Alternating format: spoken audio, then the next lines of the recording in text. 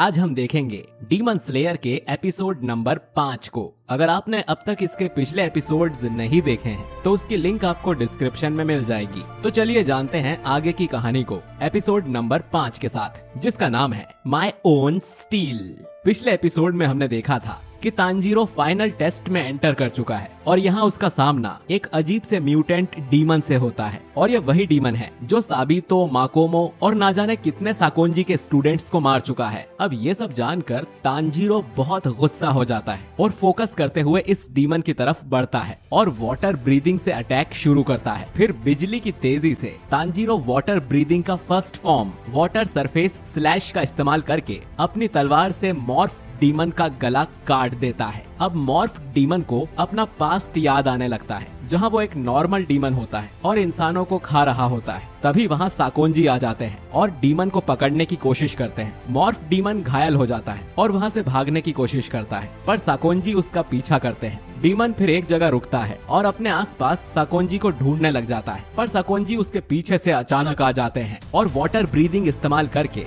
Demon को हरा देते हैं और उसी जंगल में कैद कर देते हैं। और इसीलिए वो साकोंजी से बदला लेने के लिए उनके स्टूडेंट्स को मार रहा होता है। अब प्रेजेंट में जब तांजीरो डीमन को मारने आता है, मॉर्फ डीमन को उसमें साकोंजी का चेहरा दिखाई देता है और वो शॉक्ड हो जाता है और गर्दन अलग होते ही मॉर्फ डीमन की बॉडी धुआं बनकर हवा में बहने लग जाती है। वो डीमन सोचता है कि उसके सामने उसका शरीर खत्म हो रहा है और वो कुछ नहीं कर सकता। फिर वो सोचता है कि मरते टाइम जिस आखिरी चीज को वो देख रहा है वो एक डीमन स्लेयर है। डीमन मरने के बाद आफ्टर लाइफ में चला जाता है, जहां उसे याद आता है कि कैसे उसने डीमन बनते ही अपने बड़े भाई को भी खा लिया था, जिससे वो सबसे ज्यादा प्यार करता था। यहाँ तांजीरो को धुआं बनती हुई डीमन की बॉडी से बहुत ही दुखी कर देने वाली स्मेल आती है, तो वो उसका हाथ पकड़कर प्रे करता है जब इस इंसान का पुनर्जन्म हो तो ये डीमन ना बने। और ये महसूस करके डीमन की भी आंखों में आंसू आ जाते हैं। फिर उस डीमन की आत्मा को एक रोशनी दिखाई देती है और वो उस रोशनी की तरफ चला जाता है। उसका अगला जन्म हो जाता है और जहाँ वो डीमन वापस इंसान बनता है और अपने बड़े भाई का हाथ पकड़कर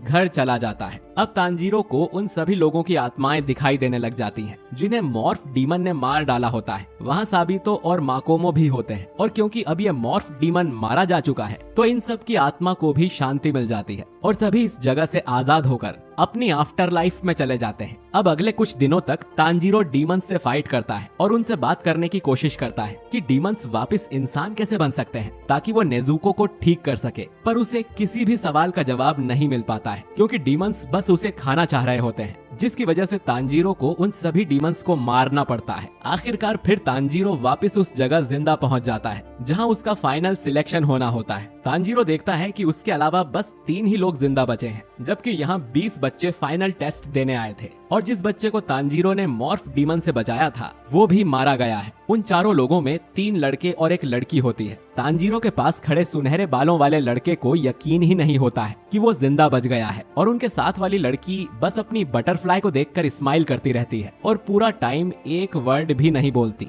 अब वो ट्विंस बहनें फिर से वहाँ आ जाती हैं और उन चारों को फाइनल सिलेक्शन टेस्ट पास करने के लिए बधाई देती हैं। आखिरी लड़का उनसे पूछता है कि अब जल्दी से मुझे मेरी स्पेशल सोर्ड दे दो। ट्विंस बताती हैं कि उसके लिए उन्हें इंतजार करना पड़ेगा और सबसे पहले उन्हें उनकी यूनिफॉर्म्स मिलेंगी। फिर वो कहती हैं कि डीमन स्लेयर कोर में 10 रैंक्स होती हैं और अभी वो चारों डीमन स्लेयर्स की सबसे लास्ट रैंक मिजुनोटो पर है। जिसके बाद वो कहती हैं कि उन्हें अपनी तलवार के लिए पहले धातु चुनना है और फिर 10 से 15 दिन बाद उन्हें उनकी तलवारें दी जाएंगी। फिर एक ट्विन सिस्टर ताली बजाती है जिससे इन सभी के पास एक एक क्रो आकर बैठ जाते हैं। ट्विंस बताती हैं कि ये कासुकागी क्रोज हैं और ये डीमन स्लेयर्स के लिए ही हैं। इनके जरिए उन्हें उनके मिशंस दिए जाएंगे और वो आपस में बात कर पाएंगे। पर सुनहरे बालों वाला लड़का देखता है कि उसे कौवा नहीं बल्कि एक चिड़िया मिली है और लास्ट वाले लड़के को इससे कोई फर्क नहीं पड़ता है और वो एक ट्विन सिस्टर के पास जाकर उसके बाल पकड़ लेता है और पूछता है कि उसकी निचरिन तलवार कहाँ है, उसे बस वही चाहिए थी। पर तांजीरो वहाँ आ जाता है और उस लड़के का हाथ पकड़कर कहता है कि इसे छोड़ दो वरना मैं तुम्हारा हाथ तोड़ दूंगा। वो लड़का और भड़क जाता है और तांजीरो को चैलेंज करता है कि तुम में जितना दम हो तुम लगाकर देख लो। पर तांजीरो के उसका हाथ थोड़ा सा ही तेज पकड़ने से लड़के को दर्द हो जाता है और वो ट्विन सिस्टर के बाल छोड़ देता है। अब नेक्स्ट सीन में चारों डीमन स्लेयर्स अपनी अपनी तलवारों के लिए और चुनने जाते हैं, पर सभी धातु एक जैसी दिख रही थी, जिससे किसी को कुछ समझ नहीं आता। सुनहरे बाल वाला लड़का सोचता है कि वो कुछ टाइम में वैसे ही नहीं बचेगा, तो इसका कोई मतलब नहीं है। तांजीरो को भी नहीं पता होता है कि वो क्या करे, पर फिर उसे कुछ स्मेल आती है और वो ओर के पास बढ़कर उनमें से एक को चुन लेता है। वहीं दूसरी तरफ एक आदमी अपने घर में बैठा होता है, जहां उसका कासुकागी क्रो आकर बताता है कि फाइनल टेस्ट में इस बार 5 लोग जिंदा बचे हैं, और वो आदमी खुश होकर सोचता है कि ये सभी किस तरह के डीमन स्लेयर्स बनेंगे। इसके बाद तांजीरो सकोंजी के घर वापस जाने लगता है, लेकिन टेस्ट की वजह से वो बहुत ज्यादा थक चुका था, पर कुछ ही देर में वो वापस खड़ा होकर फिर चलना शुरू कर देता है। रात होने तक तांजीरो जैसे तैसे माउंट सगीरी पहुंचकर सकोंजी के घर आ जाता है। तभी उसे वहां का दरवाजा टूटा हुआ दिखाई देता है और उसमें से नेजुको निकलकर बाहर आती है। तांजीरो नेजुको को जागता हुआ देखकर बेहद खुश हो जाता है और भागते हुए उसके पास आने लगता है। नेजुको भी तांजीरो की तरफ आती है और दोनों एक दूसरे को गले लगा लेते हैं। तांजीरो रोते रोते कहता है कि तुम तो ठीक हो गई हो, मुझे लगा था कि अब तुम कभी नहीं उठोगी। सकोंजी भी तांजीरो को देखता है और उन दोनों को आकर गले लगा लेता है। वो खुशी से कहता है कि तांजीरो तुम आखिर जिंदा बच गए, तुमने कर दिखाया। अब तीनों वापस घर में आ जाते हैं, जहां सकोंजी तांजीरो को शाबाशी देते हैं मॉर्फ डीमन को मार गिराने के लिए। वो फिर तांजीरो को अलग अलग तरह के डीमंस के बारे में बताते हैं, जिसमें कुछ डीमंस तो ब्लड डीमन स्पेल को अपनाकर सुपर नेचुरल पावर्स हासिल कर लेते हैं और तुम्हें ऐसे डीमंस आगे मिलते रहेंगे। तांजीरो पूछता है कि क्या नेजुको भी इसी तरह की कोई डीमन है जो सोती रहती है, पर सकोंजी को ऐसा नहीं लगता है कि नेजुको भी ब्लड स्पेल वाली डीमन है, बल्कि उसे लगता है कि इंसानों को खाने के बदले नेजुको लंबे समय तक सोती रहती है ताकि वो खुद को रिकवर कर सके। कुछ दिन बीत जाते हैं और तांजीरो देखता है कि एक अजीब सी हैट वाला आदमी उनके घर की ओर आ रहा है।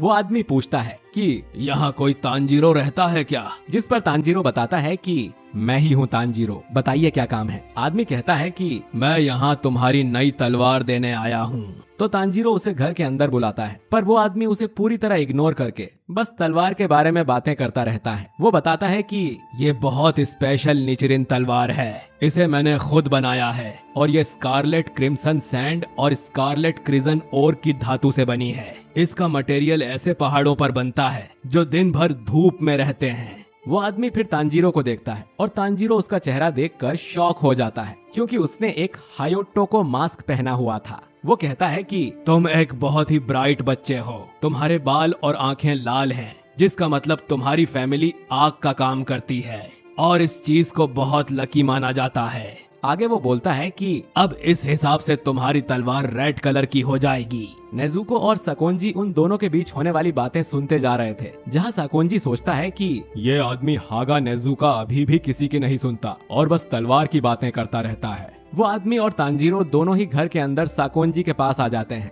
जहां तांजीरो को उसकी निचरिन सोर्ड दी जाती है। वो तांजीरो को बताते हैं कि इसे कलर चेंजिंग सोर्ड भी कहा जाता है, क्योंकि ये इस्तेमाल करने वाले के हिसाब से कलर बदलती है। तांजीरो फिर तलवार मयान में से निकालता है और देखता है कि वो लाल होने की जगह काली हो गई है, और सकोंजी और हैट वाला आदमी ये देखकर शॉक हो जाते हैं। तांजीरो टेंशन में आकर पूछता है कि क्या मेरी तलवार का काला हो जाना अनलकी है? जिस पर सकोंजी कहते हैं कि ऐसा नहीं है, बस इस कलर की तलवार बहुत ही कम देखी जाती है। तलवार वाले आदमी को काली तलवार देखकर गुस्सा आने लग जाता है। वो कहता है कि उसे यकीन था कि ये तलवार लाल कलर की ही बनेगी, और कहते कहते ही वो तांजीरो को पकड़कर उसका गला दबाने लग जाता है। और तांजीरो सोचता है कि ये आदमी तो बिल्कुल बच्चों जैसा है। तभी वहाँ तांजीरो का कासुगा की क्रो आ जाता है और वो बताता है कि वो तांजीरो के लिए उसका पहला मिशन लेकर आया है। तांजीरो ये देखकर चौंक जाता है कि वो कौवा बात कर सकता है। फिर वो कौवा बताता है कि उत्तर पश्चिम दिशा में एक गांव है, कोई डीमन वहां की जवान लड़कियों को किडनैप कर रहा है और रोज कम से कम एक लड़की तो गायब हो ही रही है। तुम्हारा मिशन है कि उस गांव में जाकर